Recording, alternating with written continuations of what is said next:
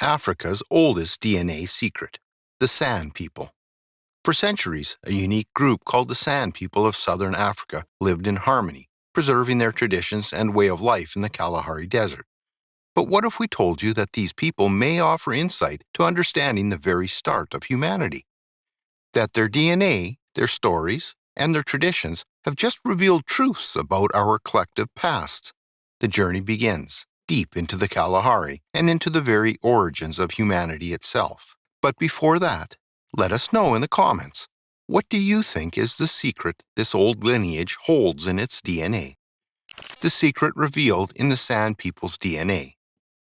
The San people have been identified as the world's oldest known genetic lineage with the most ancient living human lineage. Their DNA carries the most divergent human Y chromosome haplogroups, specific subgroups of haplogroups A and B, the two earliest branches on the human Y chromosome tree. This means that the San people have preserved the genetic signature of the earliest humans, a signature that has been passed down through generations. But that's not all.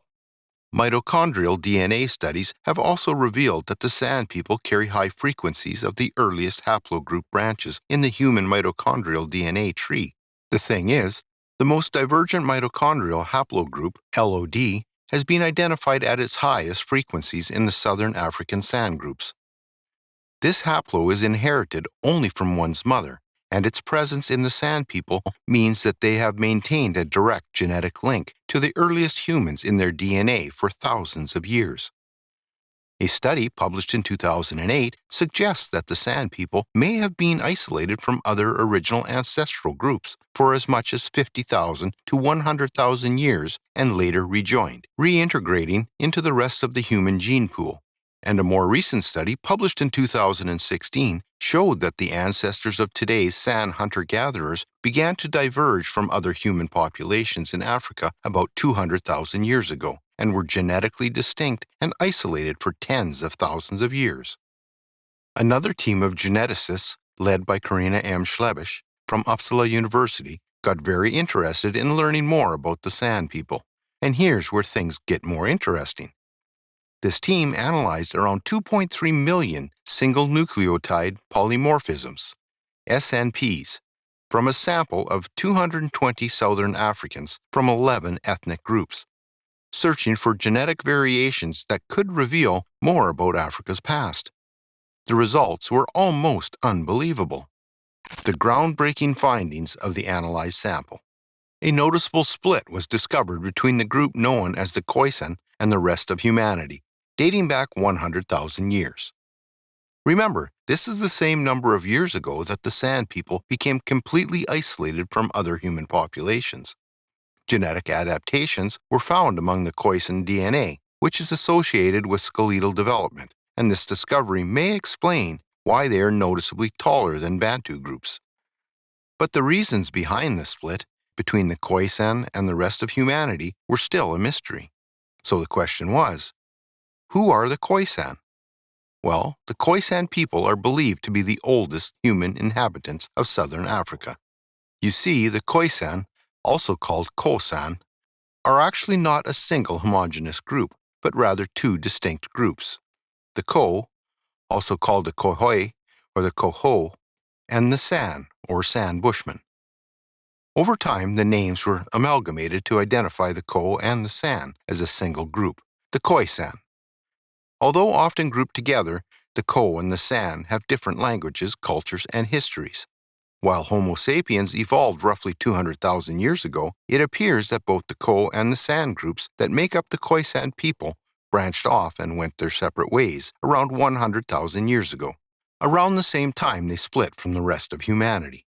As hunter-gatherers, the San people relied on their understanding of the environment to survive, tracking the signs of nature to find wild fruits, plants, and game. Their nomadic lifestyle allowed them to thrive in the vast expanse of the African wilderness. But what happened to this ancient culture that once flourished in South Africa? The history of the San people. The San people have inhabited southern Africa for tens of thousands of years, long before the arrival of other groups like the Ko or the Bantu-speaking communities. But their way of life was forever changed with the arrival of new groups.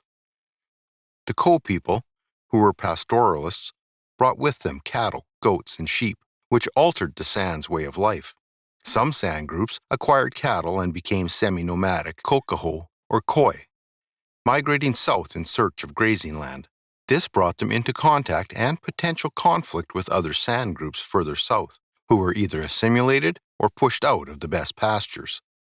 The arrival of the Nguni migrants from Central Africa marked another unforgettable turning point in the San people's history.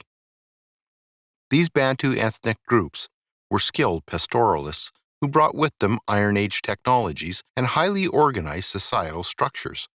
They became the Zulu and the Xhosa people we know today. But their arrival also led to conflicts over valuable resources, hunting grounds, and pastures for cattle. The San people were gradually pushed into the interior, and their identity began to weaken. Regardless of all these conflicts, there were moments of integration between the San and the Nguni migrants. The Xhosa language, for example, still retains the distinctive click sounds of the San language. And some physical features, such as high cheekbones and yellowish skin tones, also suggest a degree of intermingling. But the San people's way of life was forever changed, and their identity was on the brink of extinction. Soon enough, things seemed to get much worse. The final blow came with the arrival of European settlers in the mid-1600s. The San people's world was turned upside down, and their very existence was threatened. In 1652, European colonists, led by Jan van Riebeeck, had a direct conflict with the semi-nomadic Koisan people over cattle and pastures, and the San were hunted like animals, dispossessed of land, imprisoned, and decimated by European diseases. The impact of this colonization was devastating, and the San people were forced to adapt to a new, challenging reality. They were labeled Bushmen and treated as inferior, and their way of life was dismissed and disrespected. But despite the odds, the San people managed to survive, and their culture and traditions continue to thrive. Today, the term Bushman is considered derogatory and is no longer widely used, a recognition of the San people's dignity and worth. There are now estimated to be about 100,000 Koisan people who speak 35 different dialects living across southern Africa. The remaining Koisan people are mostly found in the Kalahari regions of Namibia, Botswana, and South Africa. But what has become of the San people today? And how has their story reshaped what we know about human origins? The modern-day influence of the San history. Well, in 1999, the Komani San was granted over 68,000 hectares of land, as well as extensive land usage rights within the Kalagagi Park. This is still the only successful Aboriginal land claim in South Africa. The Heritage Park, as it has come to be known, is jointly managed between San Parks, Komani San, and local Meyer groups. Visitors to the park get to experience the San people's way of life firsthand. They can also buy local arts and crafts, supporting the local economy and helping to preserve the San people's culture. The Veld School is another impressive initiative that ensures that Indigenous San knowledge and skills are transferred to the younger generation. Students are instructed in the dunes of the Kalagadi Transfrontier Park, following traditional methods and in a traditional environment. The San people's story has also inspired the media. Thanks to the work of documentary filmmakers and anthropologists, we can learn about their traditions, struggles, and triumphs over the years. An example of such filmmakers is John Marshall, who spent over 50 years documenting the lives of the San in the Nai region of Namibia. His early film, The Hunters, shows a giraffe hunt, while his later series, A Kalahari Family, documents the lives of the Jutwansi family over 50 years. John Marshall and Adrian Meismer's film, Nai, the Story of a Congo Woman, tells the story of a woman who grew up as a hunter-gatherer but was later forced into a dependent lifestyle in a government-created community. The film shows how the lives of the Kong people were forever changed when they were forced onto a reservation too small to support them. There's more. The San people's story, who has also been featured in BBC documentaries. The series The Life of Mammals, for example, includes footage of an indigenous San person undertaking a persistent hunt of a kudu through the harsh desert conditions.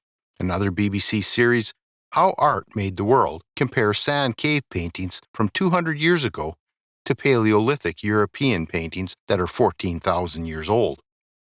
The similarities between these paintings show that the Sand People's art may offer insight into the reasons behind ancient cave paintings. What do you think about this? And what do you presume geneticists will discover next about the Sand People's DNA? We would love to know in the comments. If you enjoyed this exploration of the DNA and history of the Sand People of South Africa, then hit the like button. To be kept in the loop on our next videos about ancient history and the most recent DNA analysis on ancient lineages, then subscribe to our channel so you don't miss out.